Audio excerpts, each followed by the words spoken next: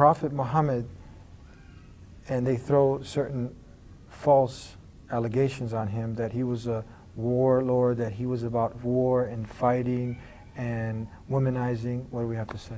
Right. If he was about war, wars wouldn't have stopped, and he wouldn't have signed peace treaties, and he wouldn't have refused to shed blood. And even when he was victorious and conquered the city of Mecca that had oppressed Muslims for years, when he gave the standard to one of the soldiers, that soldier said, "Today Allah will humiliate the Quraysh, which is the tribe of Mecca, and today is the day of bloodshed." So what did he do?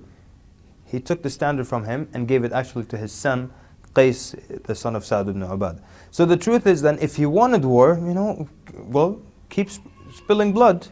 But why go through peace treaties? Why settle in places and not go to war? And why all these things? So if he was a warlord, it wouldn't stop at anything. Just like, in history, Napoleon, for example, he didn't stop at anything. He just kept going and going, and only the weather would stop him. He would come back from Russia, and then he would go to Egypt and just kept killing, So that's one thing. As far as being a womanizer, the womanizer doesn't get 1 or 2 or 3 or 4 wives. There's no limit. In the Quran there's a verse that limits and tells the Prophet ﷺ that he cannot take any wife after this, right? And if he were a womanizer, then there wouldn't be any limit, and he would marry as many as possible. But his first wife was 15 years older than him. She was 40, and he was 25, and she was twice widowed.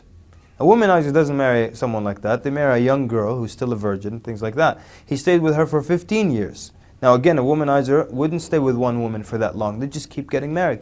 Especially if you can pretend to be a prophet and people think you're a prophet of God, you could put it right in your scripture. Tell people, hey, you want to bless your wives, bring them to the prophet. You want to bless your daughters, bring them to the prophet. But that wasn't the case. And so when we review and analyze the actions and the marriages of the Prophet ﷺ, we come to a clear conclusion that he was not doing it out of love of women. And we actually see other wisdoms behind his marriages, but again, it's for the truthful people to examine it unbiasedly. So we're making this short and sweet, so you can see that these things are just a lot of childish accusations that are thrown out. Some people are just going with the flow and not really thinking, but if any thinking man or woman come to this with an open heart and open mind, they can see that a lot of these are just foolish things that really hold no weight. Absolutely, and if there was any truth to these things, a lot of Muslims wouldn't be Muslims. But the Muslims, we examine them and we know that it doesn't add up. The accusation doesn't add up, and that's why they don't hold much water.